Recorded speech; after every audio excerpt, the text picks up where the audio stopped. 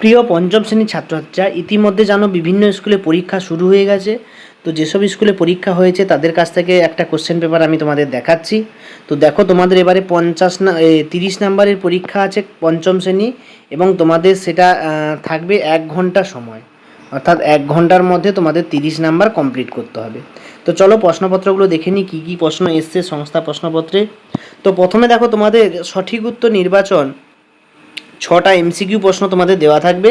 সেই 6টার মধ্যে তোমাদের 6টাই করতে হবে, এবং অতি সংক্ষেপে উত্তর দাও, এটাও 2 নাম্বারে 6টা তোমাদেরকে করতে হবে, যেটার কোনো অথবা থাকবে না। এবং এই যে 2 নাম্বারের প্রশ্নপত্র, এই প্রশ্নপত্রে দেখো তোমরা, আমি জুম করে দেখাচ্ছি, এখানে তোমাদের 6-এর দাগে একটা অপশান দিয়েছে, দেখো টিকা লেখো যে কোনো একটি, যেটা আছে ট্যাগ আর সিসে। তো এটা জানো, মধুয়ান্তে বাঘের মুখে ওখান থেকে নেওয়া হয়েছে। তারপর 3-এর দাগে দেখো অর্থ লেখো যে কোনো 3টে। কী কী দিয়েছে দেখো, যেমন হাজির, ঝাপসা, প্রাসাদ, সাঁকো, বায়নাক্কা এবং আফসোস।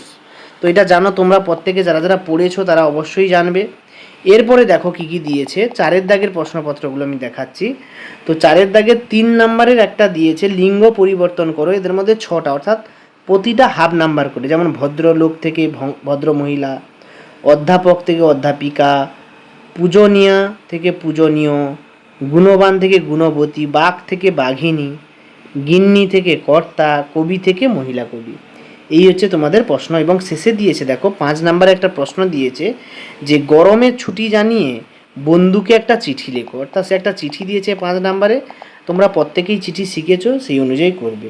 তো এই চিঠিটা প্রতি বছর প্রায় আসে, এটা 100% ধরে রাখো, এইটা তোমরা প্র্যাকটিস করবে, এখান থেকেই তোমরা পেয়ে যাবে। তো তোমাদের স্কুলে প্রশ্নপত্র কেমন হবে কমেন্টে জানাবে, এবং কটা প্রশ্ন লাগলো এবং কাদের কাদের স্কুলে হুবহু কোশ্চেন লেগে গেছে তোমরা অবশ্যই কমেন্টে জানাও।